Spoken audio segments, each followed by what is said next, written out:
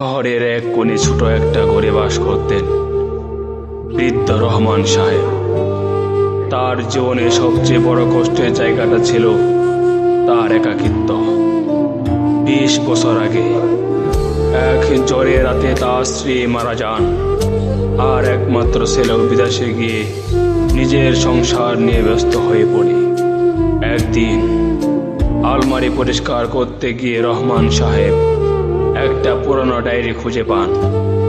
ডায়েরির মাঝে ছিল তার স্ত্রীর লেখা শেষ হওয়া একটি চিঠি।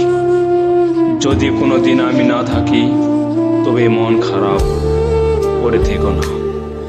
জানালা ধারে টবগুলো জল দিও, আর মনে রেখো স্মৃতির মানুষগুলো কষ্ট দেয় না, বরং একাকিত্বের সাথে হয়।